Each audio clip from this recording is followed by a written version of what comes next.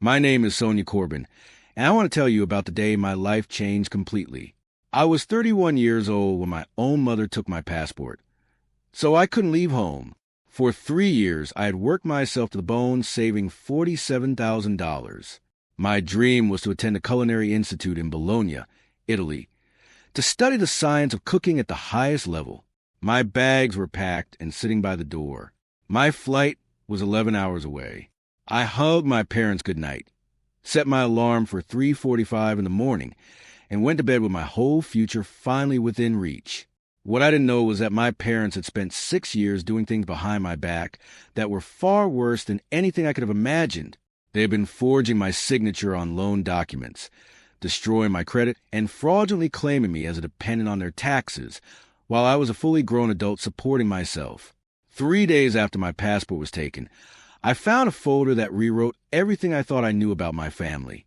But to understand how I got there, you have to understand where I came from. I grew up in Ridgemont, Ohio, a town of fewer than 5,000 people with one traffic light, one small restaurant, and one daughter who finally had enough money to see the world. My grandfather Frank built Corbin's Kitchen with his own hands in 1986, and it sat on Main Street with red brick walls and a wooden sign that looked like it had always been there. A small bell jingled every time someone walked through the door. By the time I could walk, I was already spending my days in that kitchen. At 12, I was washing dishes. At 13, I was clearing tables. By 18, I was doing the restaurant's books every Sunday without being asked, without being paid, and without ever being thanked. At the same time, I was studying accounting, and after I graduated, I took a position at a firm called Morris & Lyle 20 minutes from home. I had a steady salary, health benefits, and a desk by a window. But every Friday night, I drove back to the restaurant, waited tables, wiped counters, and locked up alone at 11 while my parents went home at 9. They never paid me. They simply assumed I would always be there, because I always had been. I knew the restaurant was struggling, because I handled the numbers.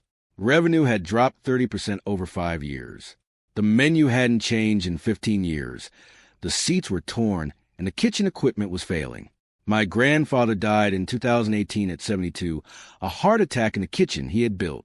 After that, my father ran the place like a man trying to preserve a memory rather than build a future. When I was 10, Grandpa Frank used to let me stand on a step stool and stir his red sauce. He told me I was a better cook than anyone else in the family. He also told me never to cook for free. I forgot that for a long time. I shouldn't have. My dream of leaving started with a television show and a book about pasta. I found a school in Bologna that taught everything about food at a serious level. Tuition and housing came to $42,000. I gave myself 3 years to save it. I stopped eating out, canceled every subscription I had, and took on bookkeeping work for a dentist, a hardware store, and several other small businesses. I was working 14 hours a day, 6 days a week. It was exhausting and relentless and completely worth it.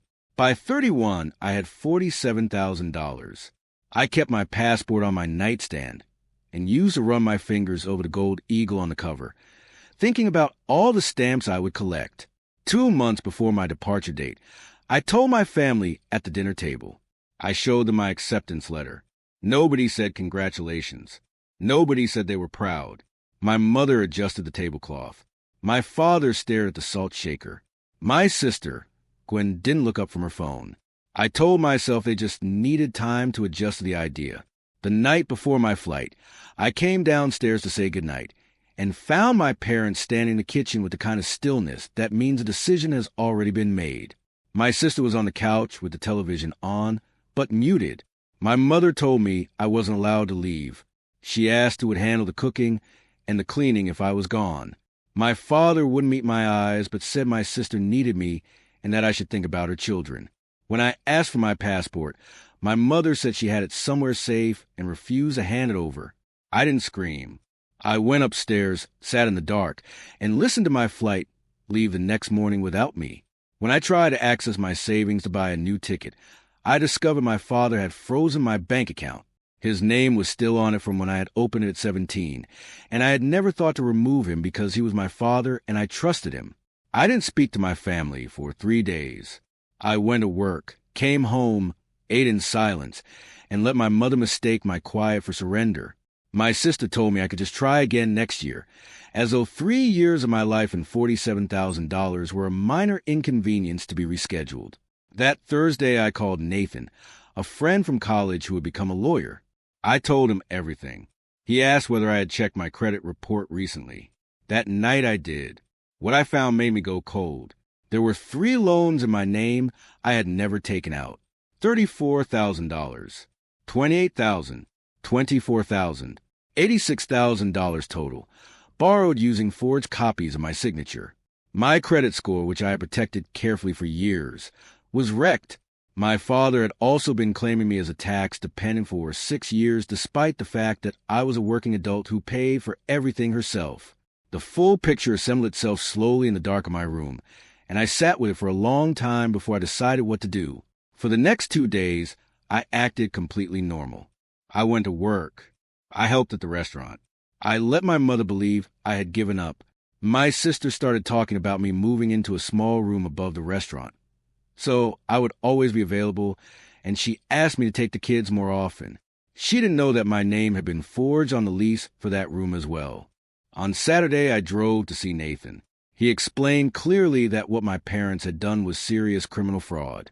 He walked me through how to file reports with law enforcement and the relevant government agencies. He helped me obtain a replacement passport and open a new bank account my parents could not touch. I transferred my savings immediately. I booked a new flight for April 20th, the day after the restaurant's 40th anniversary celebration. I decided I would stay for the party, not out of sentimentality, but because I had already made 4 large trays of my grandfather's lasagna, and I intended to finish what I started. While helping prepare for the event, I went into my father's office to find a document, and instead found a folder I was never meant to see.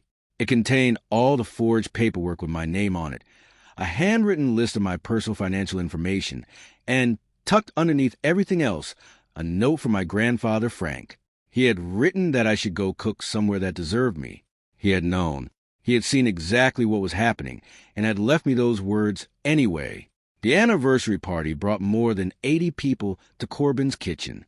Everyone was eating and laughing, and my father stood up to give a speech about family and sacrifice. He thanked me by name for staying.